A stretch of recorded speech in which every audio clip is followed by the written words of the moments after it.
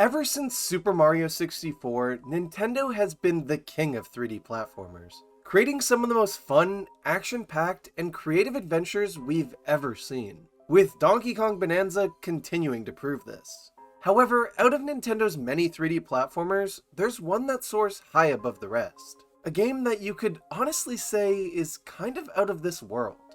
Super Mario Galaxy. This is a game I hold very close to my heart. And in this video, I want to take a look back at it and see what made it such a genius entry in the Mario series. So, without further ado, my name is Mariomikester, and welcome to a Super Mario Galaxy retrospective. The initial blueprint of what would eventually become Super Mario Galaxy can be traced all the way back to the year 2000, with the Super Mario 128 tech demo. Originally meant to simply show off the power of the GameCube with 128 Marios running around on screen, director of the demo Yoshiaki Koizumi began to think bigger. He believed that the spherical-based platforms used in the demo would be the perfect concept for a new game. However, was constantly shut down by those around him, who thought expanding on the idea would be impossible for technical reasons. But a few years later in 2004, after development was completed on Donkey Kong Jungle Beat, Mario creator Shigeru Miyamoto approached Koizumi and asked him to direct the next big 3D Mario, pushing for the spherical platform concept to be realized, as he believed it was more than possible. And after only 3 months, Koizumi and his team had created a working prototype of this idea, with the team quickly deciding that the spherical platforms would be best utilized as planetoids, and that the game should take place in outer space, with gravity being a big feature they wanted to implement as well. Interestingly, for a while, the game was referred to internally as Super Mario Revolution, with that being the original name Koizumi had for the prototype. But sometime in development, this was changed to Super Mario Galaxy because, well, space. Something that wasn't changed though was the idea for Mario to have a spin attack. You see, very early in development, the team realized just how wonky jumping on enemies on these planetoids was, with it especially being a concern for new players. So, a simple spin move was added to quickly deal with enemies in your way. Because to Koizumi, it was much simpler to just run up to an enemy and perform a spin than to have to aim a jump to land on their head. Initially, the spin attack was performed by quickly spinning the stick on the nunchuck. However, once it was confirmed that the Wii Remote would include motion sensing, it was changed to the iconic shake we all know and love today. Finally, as hilarious as it sounds, one of the biggest focuses the team had during development was fun. They didn't just want people to focus on beating the game, they wanted them to enjoy every moment and be lost in the wonder of the game's many different galaxies. With producer of the game, Takeo Shimizu, stating in an Iwata Asks interview that the ulterior motive of the game was to have everyone gathered around the TV, with the game even having tons of save files to encourage multiple players on one system.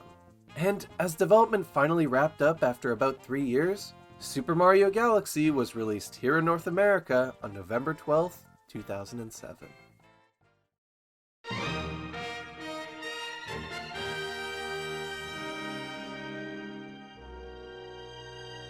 Upon starting the game for the first time, you're met with one of the best openings to any Mario game.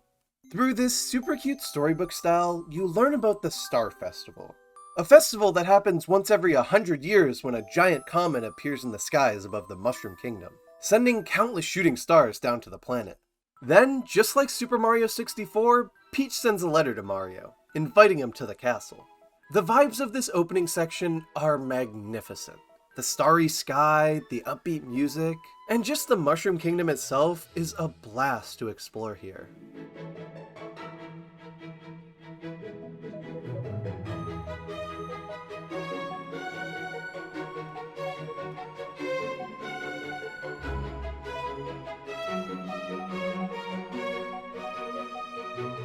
But, as you'd expect, things aren't cheery for long as Bowser and his airship fleet attack the Mushroom Kingdom.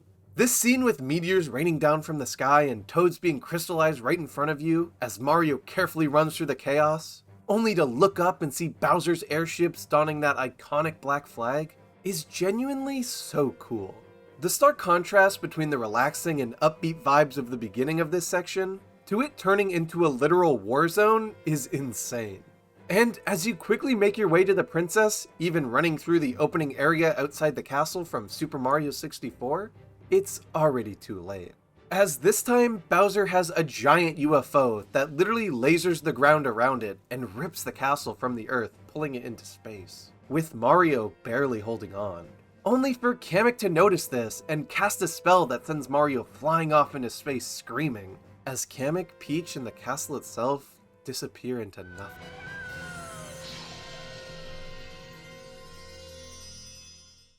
I really love this opening. The fact Nintendo decided to pull a complete 180 with Bowser's character, going from whatever he was in Sunshine, Mario! How dare you disturb my family vacation? to this menacing villain who could honestly care less about bombing a peaceful kingdom is so cool. Could you imagine how much lamer the scene of Bowser confronting Peach would be if he was actually speaking English instead of his monstrous growls? It wouldn't be nearly as impactful. And I think Nintendo made an excellent choice portraying him as an actual threat this time around. But after such an intense and action-packed opening, the game winds things down for its tutorial, as you wake up on this small planet.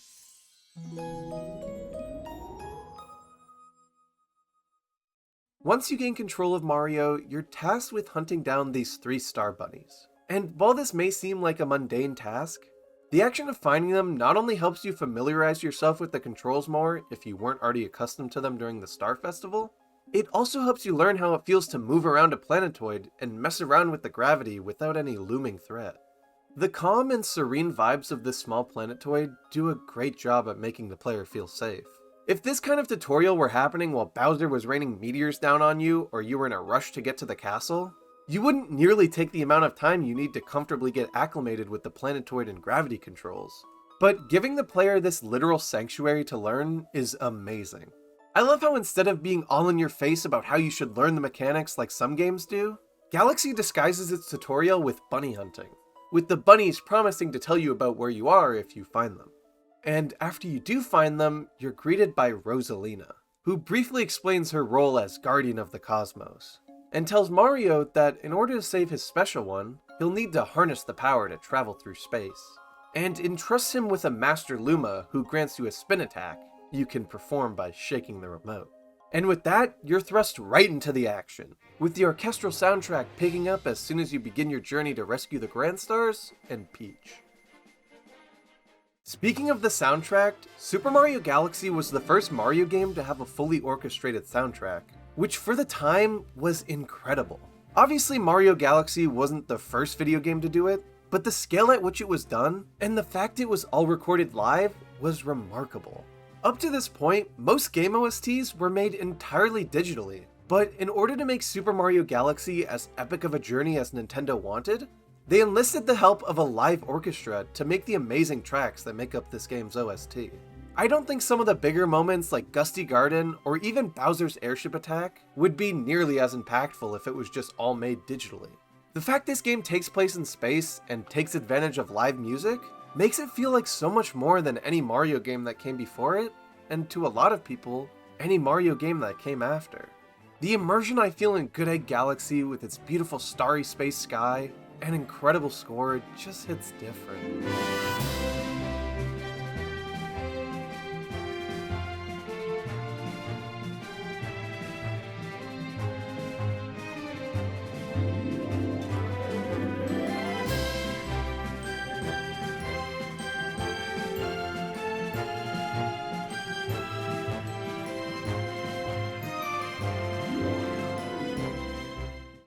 One of the coolest things I think this game does with its music though, is the progression of the Comet Observatory theme. When you first arrive here, it's completely dull. Almost the entire place is shrouded in darkness, with the core at the center burning very dimly. And the music reflects this. The tone is very calm, quaint, and honestly mysterious, using very little instruments, only a soft harp and piano being the main focus.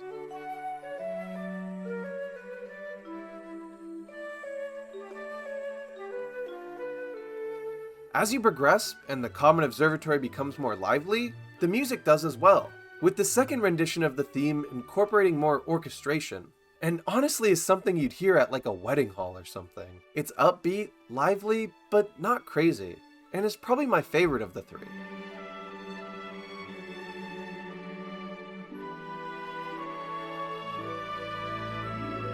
The third and final theme, however, is where things really pick up. The Comet Observatory is fully activated again, and so is the orchestra because oh my god, they go crazy on this. It sounds so triumphant and full, and is the theme most people know. The inclusion of little things like this really goes to show the passion the team behind this game had. They wanted you to not only see the progression of the Comet Observatory with more domes activating and the lights coming back on, but they also wanted you to feel it as well with the music. This is what the Comet Observatory really is, and I'll never get tired of listening to any one of these 3 tracks. While we're here though, why don't we talk about the Comet Observatory itself? This place has honestly gotta be one of the coolest hub worlds in any video game. What I love most about this place is that it genuinely feels like a home for Rosalina and the Lumas. The domes aren't just there to help you fly to galaxies and collect power stars. They're actual places you'd find in a home. Domes like the kitchen, bedroom, and fountain are probably the best examples of this, but the garden, terrace, and engine rooms still fit well, especially when you consider the fact that this is also a spaceship. I remember as a kid, if I was stuck on something or was just bored, I'd walk around this place forever, just listening to the music, seeing what the Lumas had to say, and appreciating the vibes of this place. Also, Luigi's here. Easily the best part of the Comet Observatory though is Rosalina's storybook. As you progress in the game, a door near the kitchen will open with Rosalina inside reading a storybook to the Lumas, with the more stars you get adding more chapters to the story. This story is genuinely one of the most beautiful in any Mario game, and the presentation of it being told through the storybook aesthetic with the beautiful artwork just adds to that. The story is about a young girl who finds a spaceship crash-landed and meets a young Luma. The Luma tells her that she's waiting for her mother, but after waiting for a very long time, no one shows up. So the pair decide to fix up the spaceship and surf the stars looking for the Luma's mother. As the two explore the cosmos, we learn about the little girl's story, and eventually the fact that her mother passed away long ago. As she grieves her mother, and the Luma does as well, the little girl decides that she's going to be the mother that these Lumas need, and begins to construct the starship. As the story progresses though, you begin to realize that this isn't just the story of any little girl, but actually Rosalina, and is how she came to be the mother of the Lumas and pilot the Comet Observatory. This is such a beautiful way to create a backstory for a character, and for it to happen in a Mario game of all places is crazy. The story behind this story, though, is even more interesting. You see, deep stories are never focuses of mainline Mario games. The focus is always the gameplay and making it as fun as possible. But director of the game Yoshiaki Koizumi felt that Super Mario Galaxy was different, and could benefit from some major deep story elements, but was afraid Miyamoto wouldn't approve of the team taking time to write a story when they could be working on the gameplay. So in secret, Koizumi would stay after hours at the office and wrote the entire thing by himself. And once it was finished, presented it to Miyamoto, who allowed it to be featured in the final game. I think the story behind this makes Rosalina's storybook hit even harder. This was a complete passion project that Koizumi literally kept secret from everyone till it was finished, and I love that. And then there's the core of the game, the galaxies themselves. And while I won't be able to talk about every one, I did want to highlight some of my favorites, starting off with Battle Rock Galaxy. The vibes here are some of the best in the game. The stars here see you infiltrating and literally blowing up the place from inside. I have no idea if this was intentional or not, but every time I play this stage, I'm always reminded of Star Wars. The epic and suspenseful music, the fact that this asteroid has been colonized into a battle station, and of course that you literally blow it up from the inside, reeks of the Death Star. And I'm not complaining either. I think the idea works weirdly well with this game, and is one of the many ways space is portrayed in this game. This time portraying the Star Wars epic battle explosion aspect of space. This galaxy is also home to the infamous trash bombing star, which although not very tough in the base game, becomes miles more difficult in this game's secret New Game Plus that we'll talk about later. One of the coolest things this stage does though is tell a story. When you first get here and grab a star by blowing up this glass, nothing really happens. But after the second star sees you blow up a part of the base, you attract the attention of the Top Man tribe, who begin to guard the place, with the final star seeing you attack the clan and blow the place up. I've always imagined that the Top Man tribe saw Mario infiltrate their battle station and decided to fight back and step up their security. only to be completely destroyed by him. Battle Rock isn't the only galaxy that tells a story either. Honey Hive Galaxy also tells a bit of a story through its stars. You see, the second star of this stage has you defeat a big Mandibug in order to collect a star.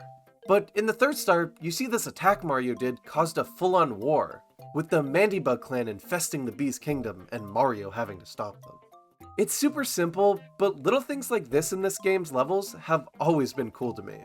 It makes the galaxy feel alive, and shows us there's a lot more going on than Bowser just trying to take over. Honey Hive itself, though, is definitely one of the coolest stages in this game.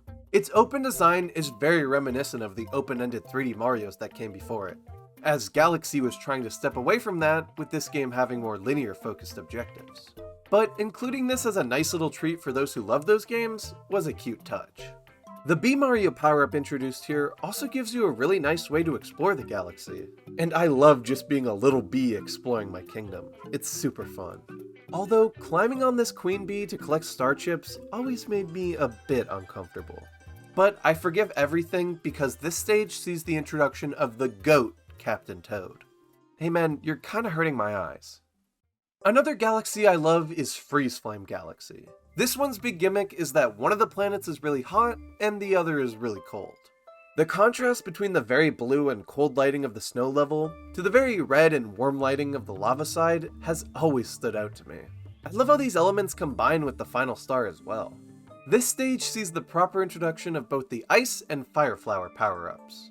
I really like Ice Mario's design in this game compared to the revised design we got in New Super Wii. Having Mario turn into pure ice makes a lot more sense for the power-up, as you literally freeze the water you walk on to create platforms. But also, it just looks really cool. The Fire Flower, on the other hand, while not having a unique design, come on, how cool would it have been to turn Mario into pure lava? Does feel super nice to control. Although you can't walk on lava, I've always liked how powerful Mario feels in this state.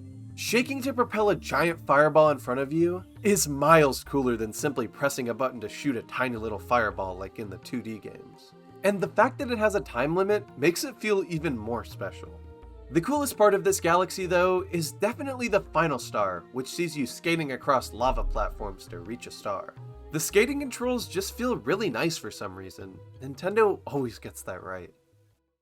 Overall, Super Mario Galaxy has some of the best levels in any 3D platformer. Not only are they really cool in their design and incredibly fun to play through, a lot of these stages excel in their magnificent atmosphere. You got Space Junk Galaxy, which sees you slowly floating through a garbage-filled wasteland, emphasizing the loneliness and emptiness of space in the best way possible. Gusty Garden Galaxy, a beautiful wonderland accompanied by one of the most iconic orchestral tracks in gaming history, and so many more.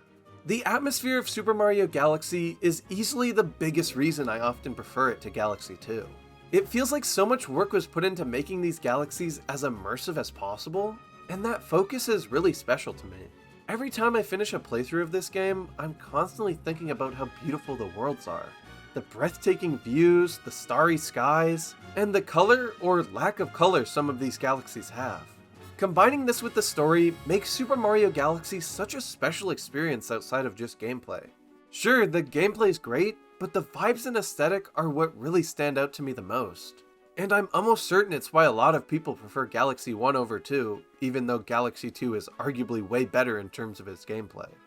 I think this game is also one of the best examples of why power isn't everything. The Wii was heavily underpowered compared to the PS3 and Xbox 360, but was still able to be the home to one of Nintendo's most beautiful games. And then there's Bowser. After your encounter with him at the beginning of the game, you don't see him till the end of the second dome, the fountain, where you face off against him. The level leading up to this is super cool, with the Road to Bowser theme from Super Mario 64 returning for these levels. The fights with Bowser himself leading up to the final one are pretty awesome. They see you trapped on a small planetoid with him, and your goal being to trick him into jumping and landing on these glass windows that cover the core of the planetoid, with the lava inside burning him as you smack him in the face with the spin attack. These Bowser fights are cool, and so are the junior ones, specifically Mega Leg, which sees you scaling and destroying a giant robot, but nothing compares to the insane finale of this game. After collecting 60 Power Stars, Rosalina will ask if you want to travel to the center of the universe. When you click yes, This insanely cool cutscene will play of her guiding the Comet Observatory through Bowser's airship barrage, and giving Mario a clear path into the castle to find Peach. This final level is so jam-packed with so many different level themes and ideas, and is honestly just a blast to run through every time I beat this game. Crossing this small sun as the platforms move against you, skating across ice blocks that only appear once you get close enough, making it through the final lava cylinder gauntlet, it's really unique. And the mishmash of all the different level themes makes it feel like a big culmination of a lot of the big galaxies you explored, and really puts your platforming skills to the test. And then there's the face-off with Bowser himself. Running up this platform as he shoots fireballs at you is super cool, but the real fun begins when the fight starts. This fight sees Bowser use techniques he never used in the previous encounters, which I really like. In the first, he turns into a boulder, almost predicting Rock Mario from Galaxy 2, with you having to hit the part of him that's sticking out to deal any real damage. The second sees him learn from his mistakes, and come at you fully inside of his spiny shell, with you having to knock him out of his shell by smacking him in the face with these bush thingies. And the final phase sees you two at the literal center of the universe, with Bowser reverting to his old tricks, and you having to exploit his jump so he lands on the lava. Landing that final hit on Bowser feels so good, and the game makes sure to accentuate that point with this awesome final scene.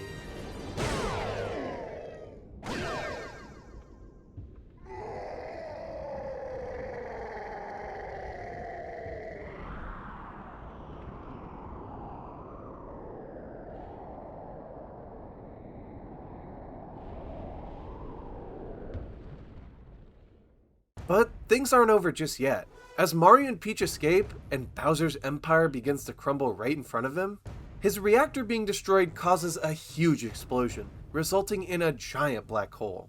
And in order to save Mario and Peach, the Lumas sacrifice themselves in this beautiful ending cutscene.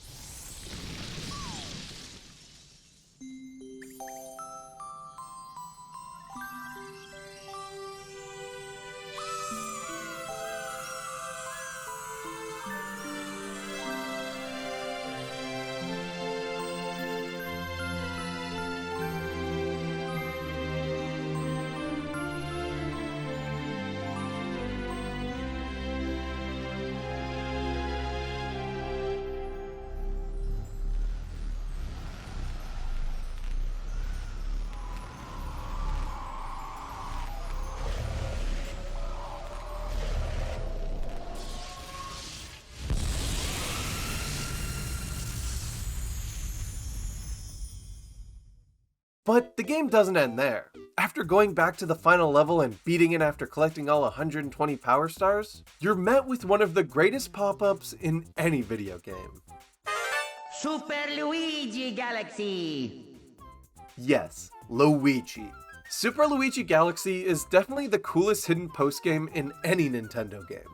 Playing as Luigi not only controls a lot different than Mario, with him being much more slippery and jumping higher, but certain stars like the trash bombing star I mentioned earlier are much more difficult, and leads to this being a new game plus in my opinion. Overall, having Luigi be a secret unlockable character after you 100% the main game is such a fun detail, and one that literally nobody expected when they beat this for the first time. Next up, we gotta get Super Mario Galaxy. Super Mario Galaxy is one of the most ambitious games Nintendo has ever made, and it really paid off. This game did so many things that the Mario series, and hell, any 3D platformer at that time, couldn't even dream of achieving. The orchestral music, the creative level design, and the pure aesthetic and atmosphere of this game is something that still sticks with me to this day. Super Mario Galaxy isn't just Mario in space, it's Mario on a cosmic journey that forever changed the way we look at the series. You have the introduction of Rosalina, who would become a mainstay for years to come, appearing in almost every Mario spin-off, and even main series games like 3D World. You have the Lumas, who similar to Rosalina, have become mainstays as well, even appearing in the Mario movie. And the concept for this game was so good that Nintendo released the sequel only 3 years later in 2010, something we've never seen from the Mario series since then. At the end of the day, this game will always hold a special place in my heart. And the genius of it, and the effect it had on the gaming industry, is still seen today and will be seen for years to come. Super Mario Galaxy is an absolute masterpiece.